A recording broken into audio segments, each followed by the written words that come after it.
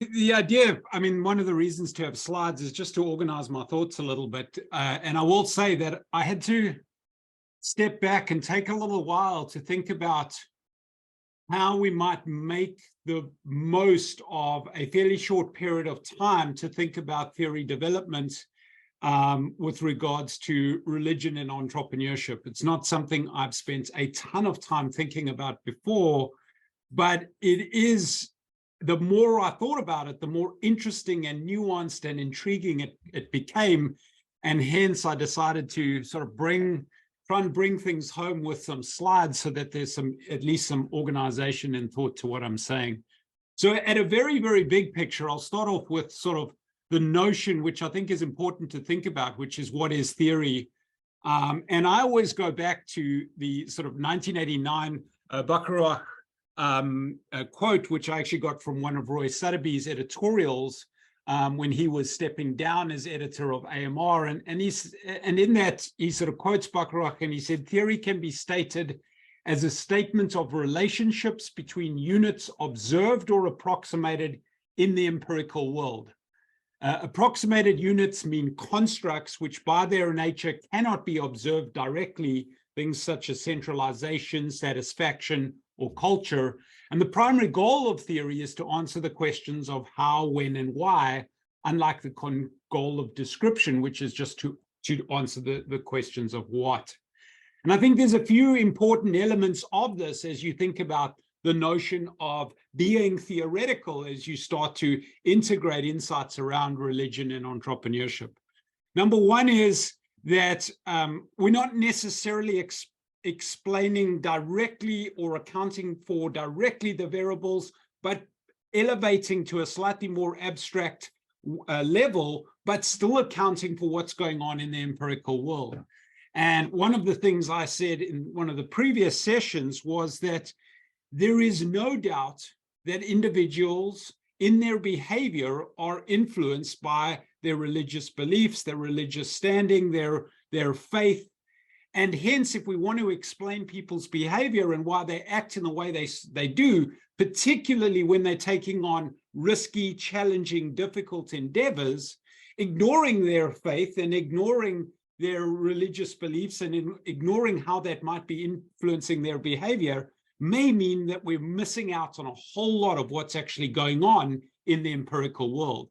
And so starting to think about what are the religious-based or faith-based constructs that we need to be accounting for in order to answer questions of how things are related to one another, when certain things are going to take place, and why different relationships are going to be important is a big part of what we're trying to do as scholars. And if we ignore the religious aspects of life, of how it impacts behavior, both individually and collectively, we're probably ignoring a whole lot of what could be accounting for what's going on in the empirical world.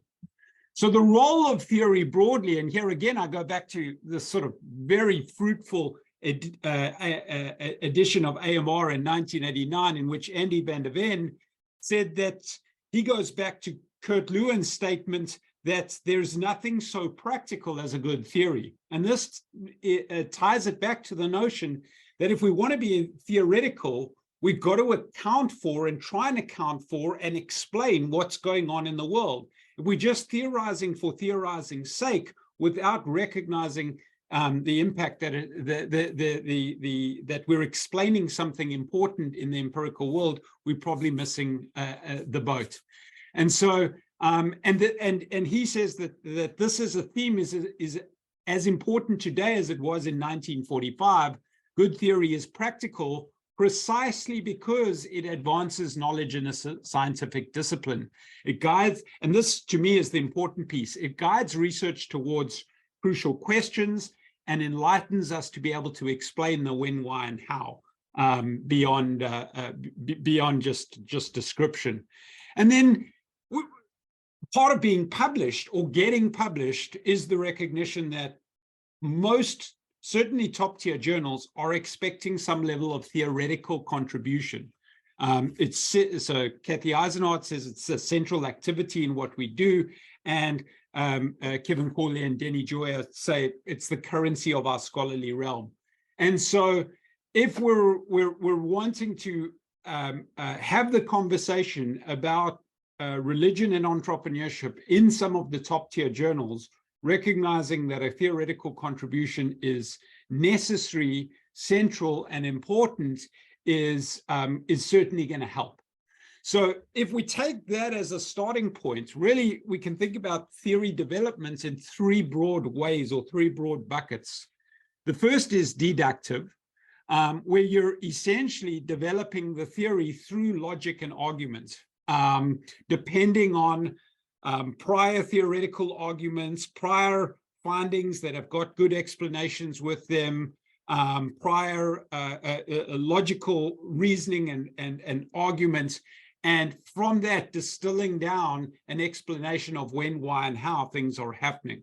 That's typically the kind of theory development that we might see in an AMR paper, where you don't have empirical results, you can't ground it or develop it from the ground up using a grounded theory approach. It is also the kind of theory we often see in the front end of a more deductive, sort of positivist AMJ style paper, where you're developing your hypotheses first and then going and testing them.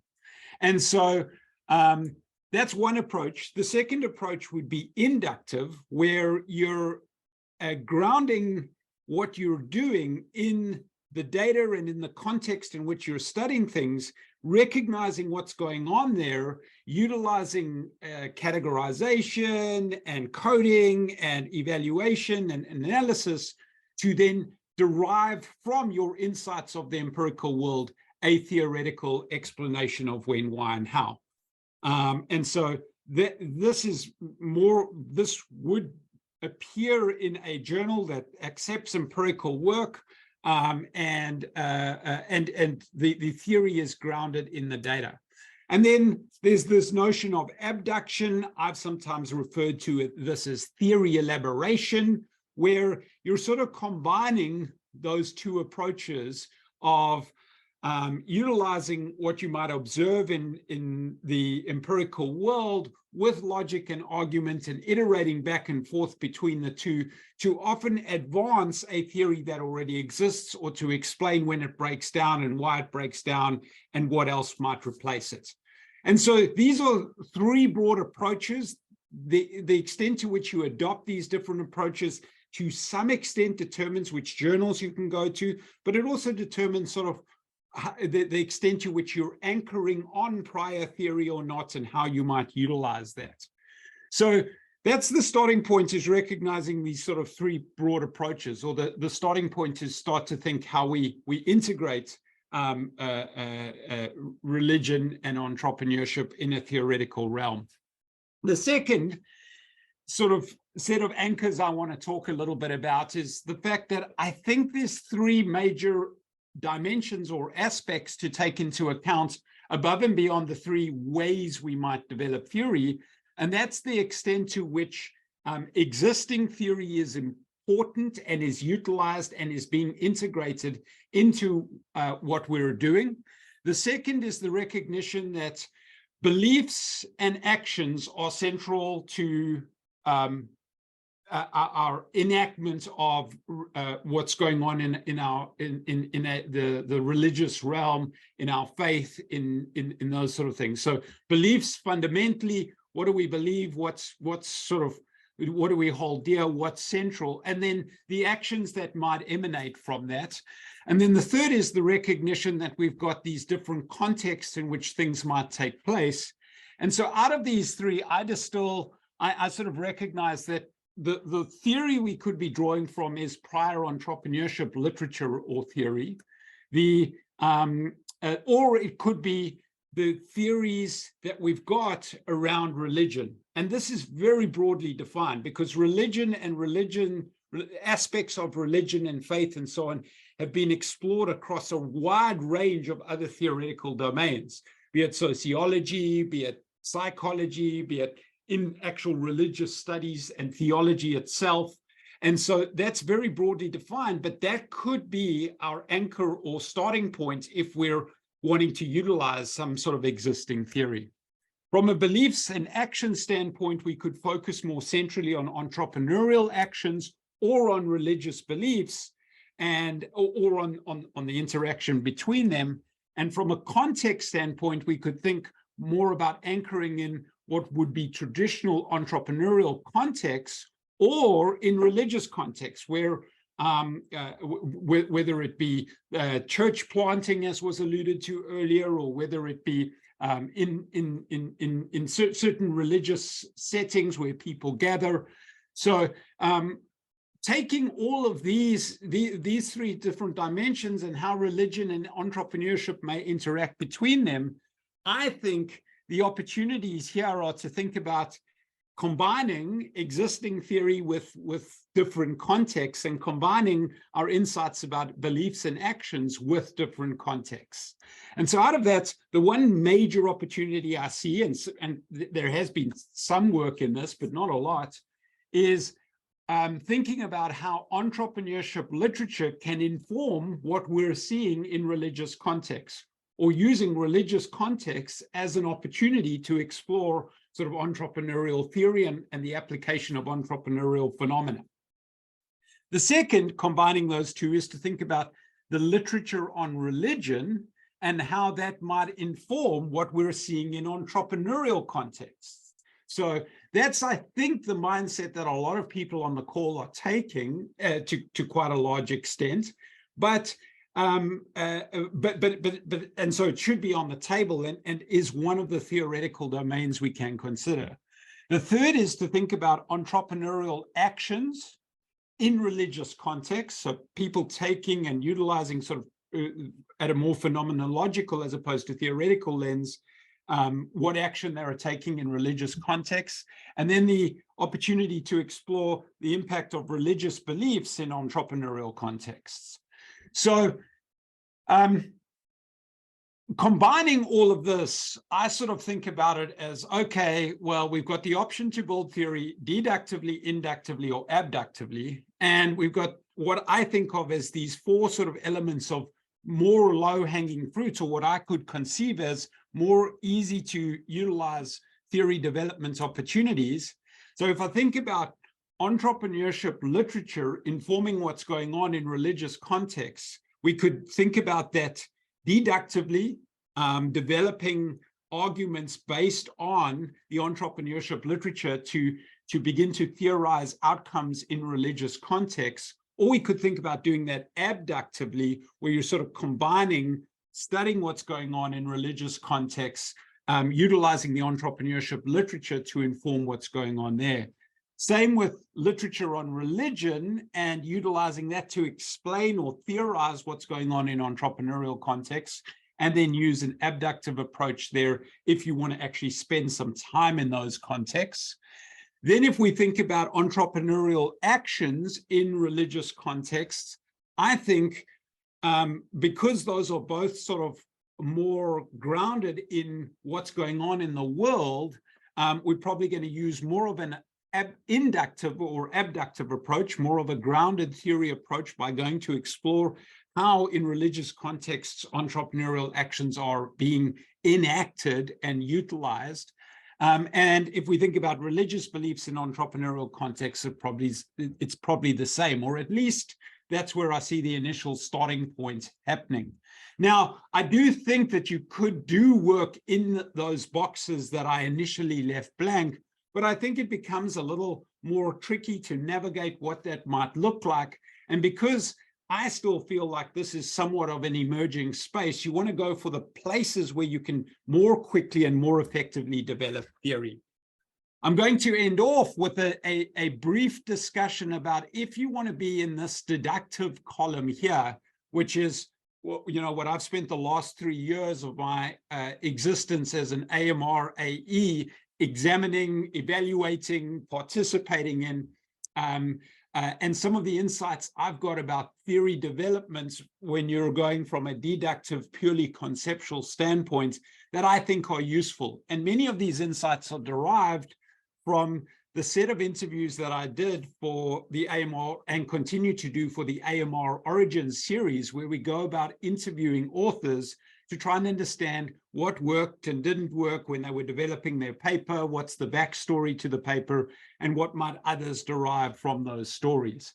And so fairly recently, or in fact, it hasn't yet been published, but it's getting ready to be published, Sherry, Rich McAdock, and myself wrote from the editors about what we've learned from many of these interviews.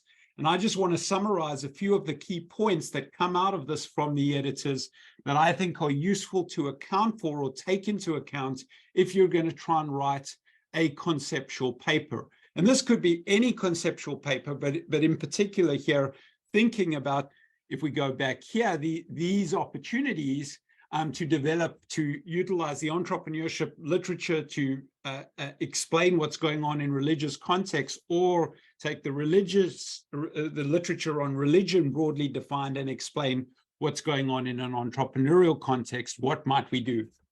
The first major thing we took away from evaluating the 30 plus interviews we had done at the time that we did this is that big core ideas are central.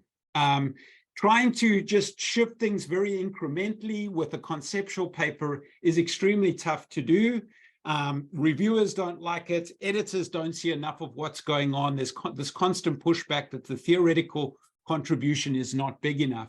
So because you're not bound by data in a conceptual paper, push for a little bit more exploration, to be a little bit bolder, to and test out whether your core idea has appeal early in the process. Lots of people, think they're onto a good thing, write a full paper, get friendly reviews, and discover through that it's sort of lukewarm, it's okay, it's not that great, or submit it for review and get the feedback at that stage. We've discovered through our idea development workshops that you can actually recognize good from bad ideas much earlier on in the process. And so test your ideas early. And when you start to get really positive, intriguing reactions from people, that's when it's worth going deeper and pursuing the full paper. The second is that theory development takes time. I've been shocked by how long people have worked on their ideas and on their paper and on evolving their thought process. Everything from 10 years down to, I think the quickest is about 18 months to develop a paper. When I was a PhD student, there was this joke that AMR authors write their papers in a weekend. Well, that's definitely not the case of the people we interviewed and the papers that have been published. The third thing is that visual representations are foundational to developing and evolving your ideas. In particular, if you're working in a team, putting down what you're trying to theorize in a visual format. And that might include a figure, it might include a table, it might include a combination of those things. Even if those things don't ultimately land up in the paper, I've seen scribbles and diagrams and whiteboards of people representing what they're trying to say visually in order to push their ideas further forward. Theory development is a social process for the most part. So even if you're doing a single authored paper, presenting it, getting feedback on it, and recognizing that other people can have hugely valuable input on what you're doing throughout the process is critically important. A lot of people resist presenting conceptual papers, but from the authors we chatted to, almost all of them presented at some stage, and that the input that they got through presenting had a major impact on the sort of evolution, development, and nuance of what they ultimately landed up with. AMR papers tend to benefit from a diversity of perspectives, whether that diversity comes from co-author teams having different perspectives and figuring those out with each other and incorporating those into their theorizing, or whether it comes from someone actually consciously looking outside of their existing domain, the conversation in which they've been part of, to bring in a diverse perspective. Consistently, there was this notion that diversity of perspectives and often ideas from outside of the traditional management domain are the hook that got the paper over the line, as opposed to just using what we've always used in the past and trying to configure it in a particular way. And then the final point is there were quite a few stories of ideas not succeeding on the first try and having to make multiple iterations to help these things move along. So if you want to know more about my elaboration on any of these key points, watch out in a few weeks' time for the upcoming FTE, in which we unpack these ideas in a little bit more detail. But hopefully this gives you, at least in the short time that we've got, a slightly broader perspective of how you might think about theorizing at the intersection of religion and entrepreneurship, and some of the things you might consider to help you navigate the process of trying to write a purely conceptual paper, if that's what you're trying to do or pursue. So thanks very much for the opportunity. And after Glen's presented, I'll be happy to take any questions. Yeah, Greg, thank you. We really appreciate you laying out for us the theoretical side. Glen, we're going to now turn to you and maybe have a bit more on the empirical side and your background doing some of these things, and then we'll leave some time at the end for questions for anybody. So, Glen, we'll turn it over to you. Great, thanks, Brett. Thank you, Greg, for doing that. When Brett, Greg, and I coordinated a few weeks ago on how we were going to cover different topics, in addition to theory versus empirical, we also talked about me reflecting on some of the work that we have done on religions and religious contexts and how we publish those, and then also kind of a pitch for reflexivity to get us to think about how we affect our research process, and especially given, you know, I'm going to sort of hypothesize or infer a lot of your motives here, that religion is important to you, perhaps personally so, and that's why you want to study it in entrepreneurship.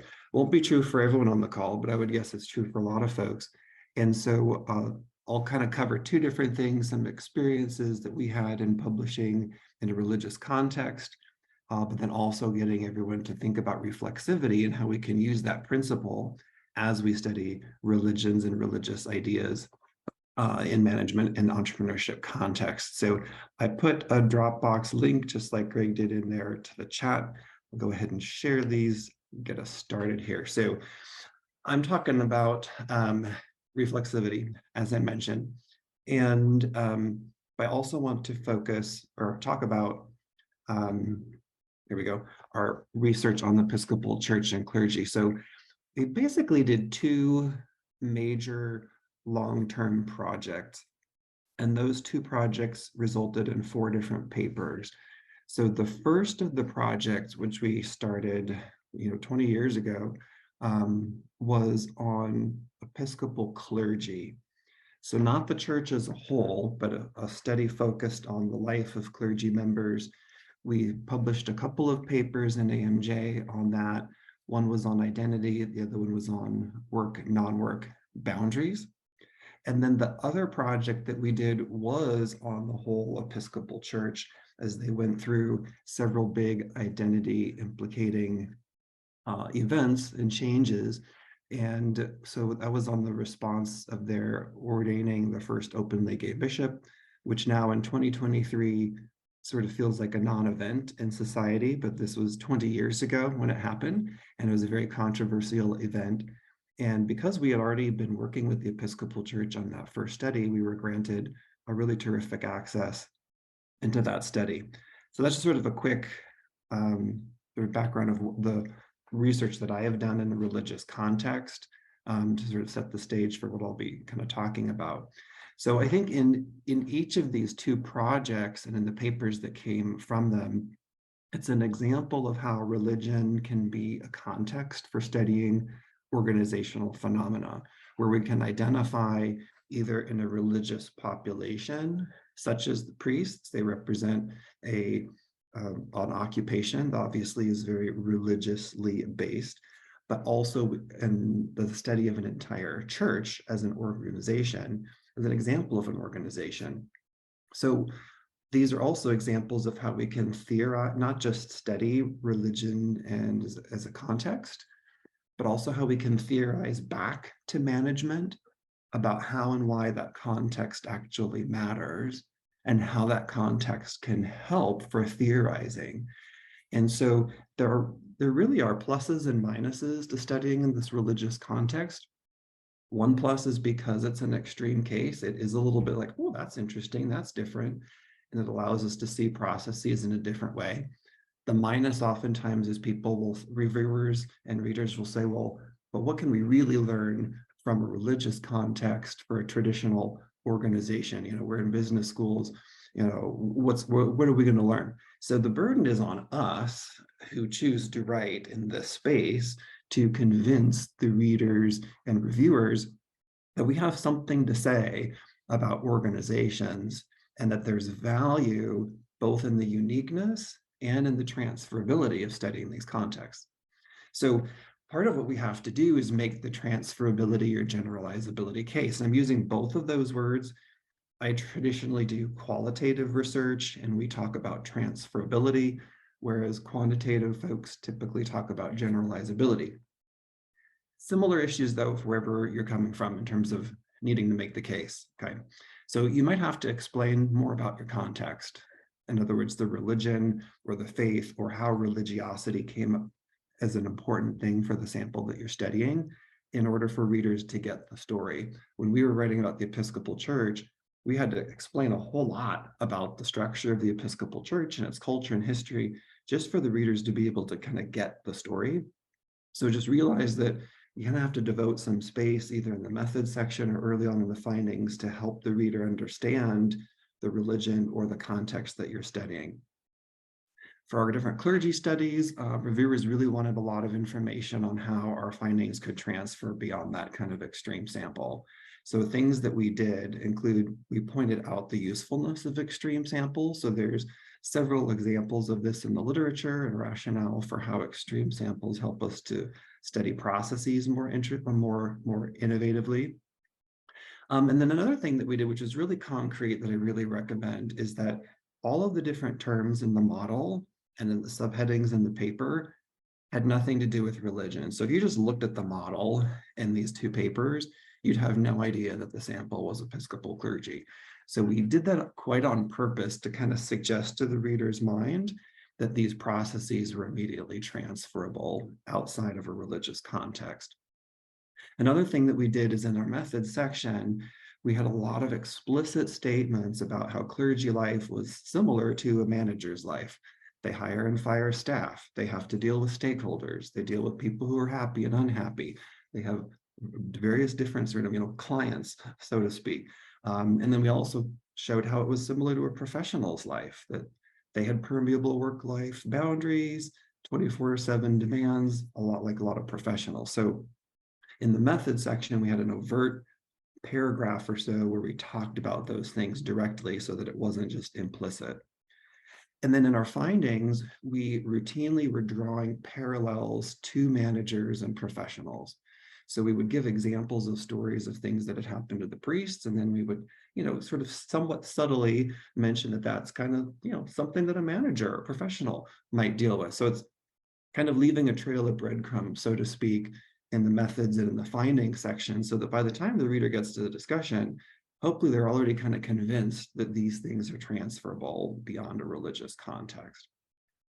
So other things in terms of making the theory contribution case, for all four of these papers from the two different projects, the reviewers and editors were really concerned with theory development, not just the phenomena we were describing. And so the advice that Greg just gave you is great because it helps you to kind of think about theory development versus theory elaboration and how theory is about that how and the when and the why, not just describing some kind of cool thing that you saw. So making sure that it's not just a cool description of something, but that you're connecting back to theory development. I think that showing this can be particularly tricky with religious contexts because readers sometimes assume that things won't transfer. They'll say, well, that's an extreme case, that's different. A Fortune 500 company, or for y'all, an entrepreneur or a startup, that's different than a religious organization. And so sometimes they begin with a stance of thinking it's not going to apply. So again, the burden is on us as the researchers and the writers to convince them about how things are transferable, generalizable enough that we're actually contributing to theory. So some things to be extra careful about, right? In our elasticity paper, which was one of the papers we wrote about, not only did we develop that concept of identity elasticity, but we ended up showing how our study contributed to identity theory by combining content and process issues around identity, which hadn't really been done that much before. And so in addition to the more specific thing to the organization, the Episcopal Church, around identity elasticity, we also made the case in the literature review and in the discussion how what we were doing contributed to identity theory because of this content processing. Okay, so you might have to sort of dig deep, so to speak, and go beyond the surface and finding what those theoretical contributions will be. Okay, so then the other thing I want to talk about was this idea of reflexivity to get us to think about how who we are as researchers is affecting the research process, and actually how that can actually help with theory development, because we're analyzing not just the project, but ourselves in conjunction with the project. So as we study religion and entrepreneurship, it actually gives us a great context to see the importance of reflexivity, because we can ask ourselves, how does our own religious or faith tradition affect the research process? And also, how does the research process of studying in a religious context perhaps affect us as the researcher? So the idea of reflexivity is we're trying to examine both ourselves as a researcher and how we affect the research process. So some things that came to mind when we were thinking about reflexivity in our Episcopal studies, it's interesting because all of us who did these studies together were insiders to Christianity, but outsiders to the Episcopal Church. So we were insiders in one stance, but outsiders in another.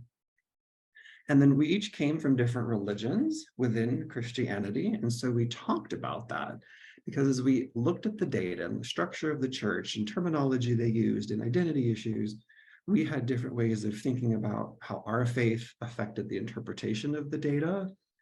Then also getting to know the Episcopal Church informed our understanding of our own churches. Okay, so for example, it would put doctrines and policies into bold relief as we compared and contrasted how things operated in our churches versus the Episcopal Church. And then one of my favorite examples is I found that I liked the Episcopal music much better than my own church for worship services. It was far more interesting, far more engaging. So those are things that we talked about kind of as a research team about how our backgrounds are affecting the way that we're interpreting the data and the project overall. Okay, so another way to think about reflexivity is, do we kind of segment ourselves? You know, I'm a professional and I'm studying something outside of me, or do we think about the overlap between ourselves and what we're studying? So we can draw from boundary theory to talk about segmentation and integration. So we try to, think like we're a lab scientist in a white coat, really segmenting, or do we think of ourselves as really connected to the research? So for example, in this context with this group, we might think about how our religion affects our approach. So one of the things that we've written about before, and if you're interested in this, you can see a paper that Aparna Joshi and I wrote. It goes into a lot of detail on this, but we can kind of think about where we are in a continuum of segmenting ourselves from the research versus integrating ourselves with the research. So the sort of traditional, what I think is a false research mentality, is that we are not connected to our research at all, that it's just out there. Well, no matter what we're studying, we're bringing ourselves into it somehow, right? On the other side of the continuum are really integrated roles. So if research is really meaningful to you, or you're doing insider research, like if you're studying your own religion, or if you're studying your own startup, if you're an entrepreneur studying your own startup, that would be really integrated, where the two worlds are kind of colliding and it's hard to keep the difference. Most of the research that was some sort of hybrid between these two extremes, where there's an overlap in our interests and who we are and what we come from, and how we're bringing that into the research. So it's kind of fun to think about where we are in the continuum and the pros and cons of that. So benefits of an integrated role. Well, if you're an insider or you know it well, that's prolonged engagement because you could have spent years of your whole life as an insider to that population. You know who to talk to, it's personally meaningful to you, so you have like an intrinsic motivation. Sometimes you're even a boundary driller, like you're inside the organization, but you're an outsider as a researcher. On the cost side or the negative side, some of the challenges of being really integrated is this blurring of the professional and personal boundary. You know, which hat do I wear right now? Am I a parent or am I a researcher, right? Am I a person of faith or am I a researcher? So it can be pretty emotionally taxing, especially if it's something really meaningful to you. All right, so last thing is how to increase some reflexivity even in quantitative studies. It doesn't have to just be qualitative. Recognize how and when you are a part of the story. So deciding variables, items, wording, the very topics that we study, how are you influencing that? Also consider how the research process is affected by your favorite literatures or theories. I'm an identity scholar, so guess what? I see identity everywhere, right? But maybe there's a better story to tell and I'm bringing too much of myself into that study. Have conversations with your co-authors about the different stances that you have and the different types of connections you have to the research topic and population. Those can be really, really fruitful conversations to understand the similarities and differences in your reflexivity. And then also consider the bidirectionality, right? It's prospectively, you are affecting the study, but also retrospectively, the study can be affecting you, all right? All right, so those are my thoughts. Let me stop the screen and we'll open it up for questions for the both of us. Great. We're a small enough group at this point in the day, so if you have a question, go ahead and unmute and feel free to ask to Greg or to Glenn or to both.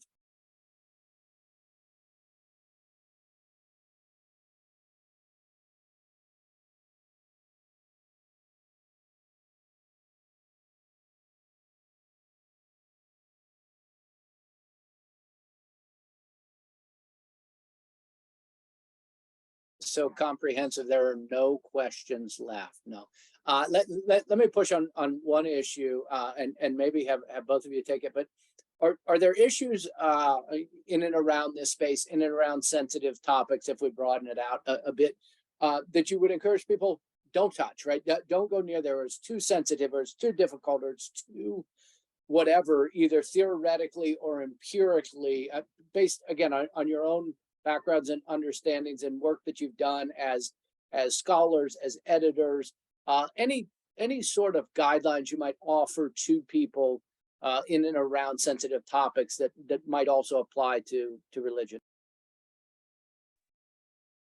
Think about it maybe less about the particular topic so much as the way that one would approach the topic, and that there are better and worse ways of approaching sensitive topics.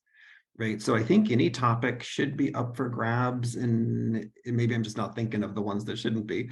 But as I did a little thought experiment real quickly to your question, it seems like it's about the approach that we take. So especially in our top journals, people aren't going to want to see this sort of autoethnography approach about, oh, here's how my religion affected this project, or in entrepreneurship, here are things that I have experienced that are really personal or too far afield from theory contributions.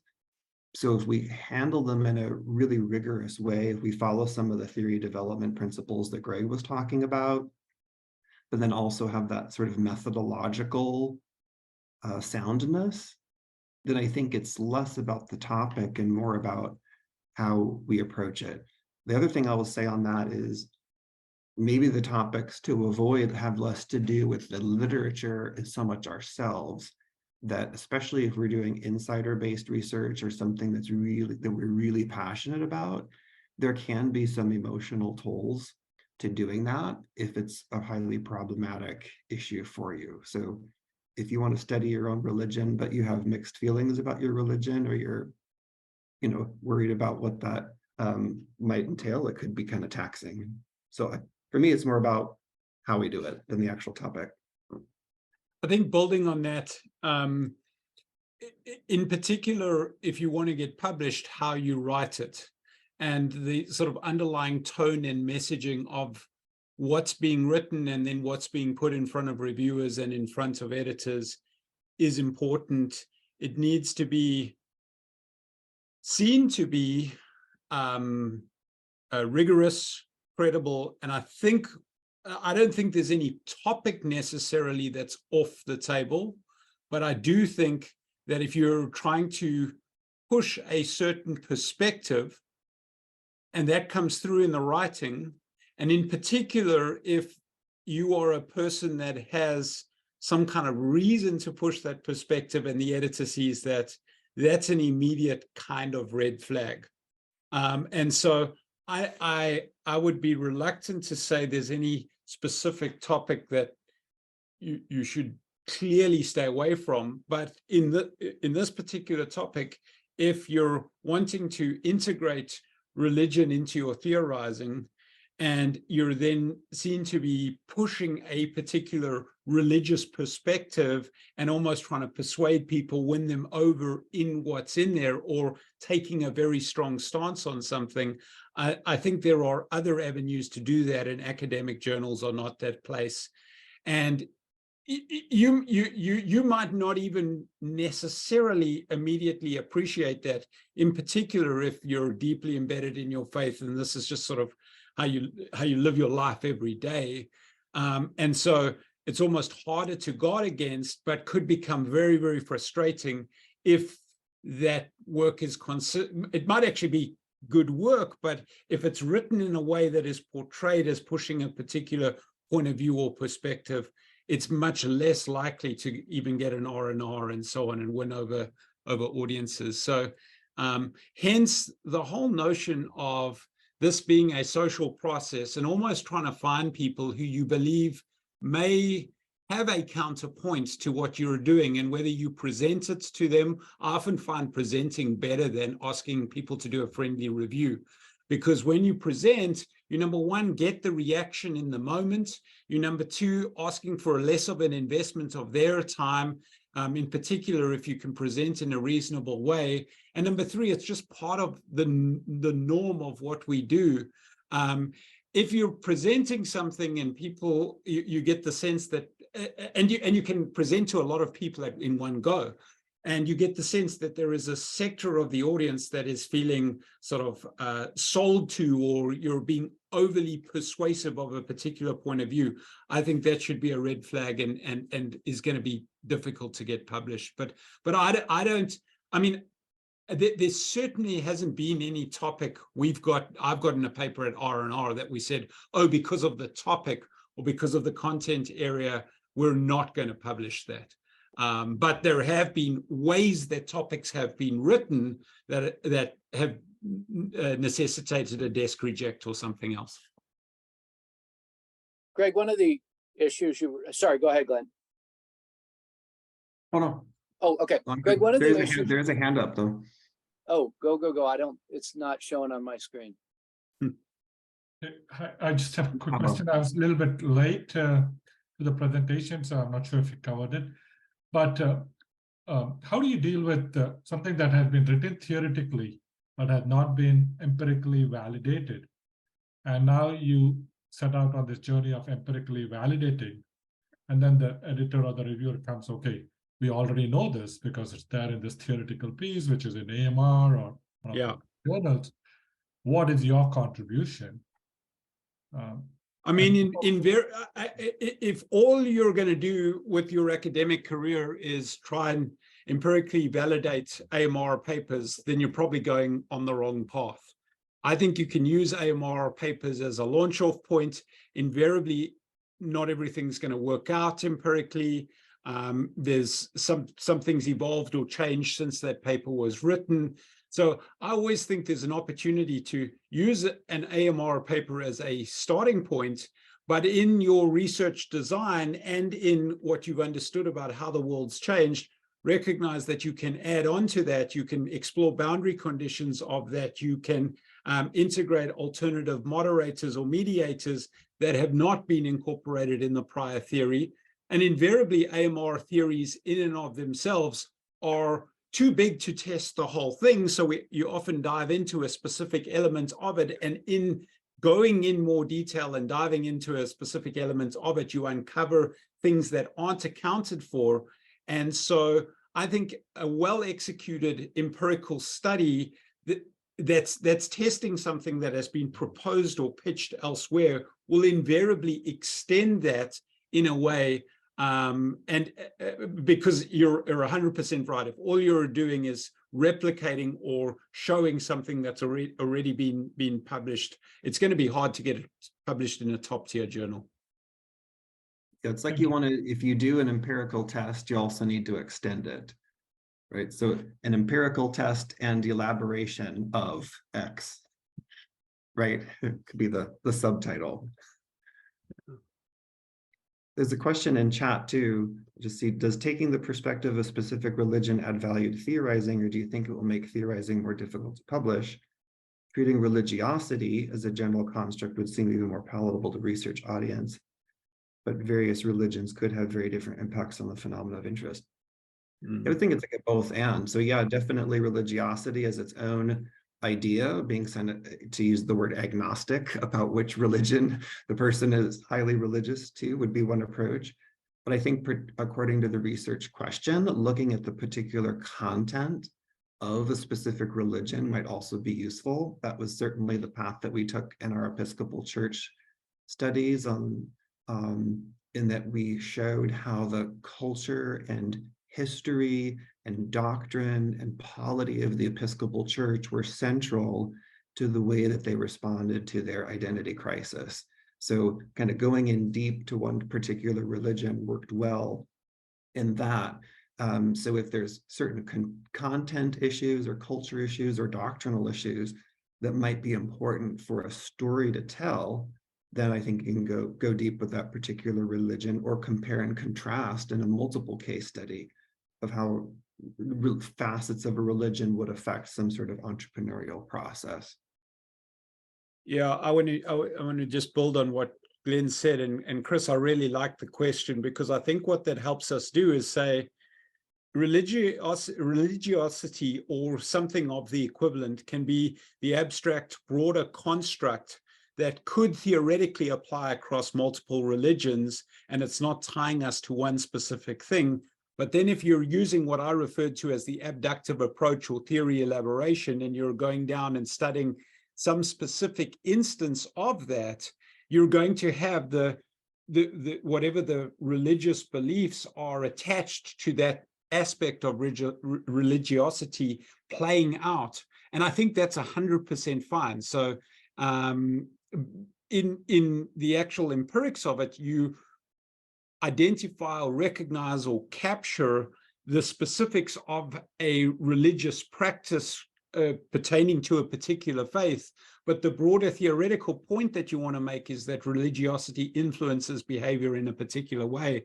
I think, to be honest, I think that's a way of better accounting for religion in management studies, because you're both being theoretical, but then also getting down to how that impacts specific behavior. And it's not the nuanced ways it impacts the behavior because of the religion, but more the general idea that religion impacts behavior in a significant way. And if we don't take that into account, we're missing something.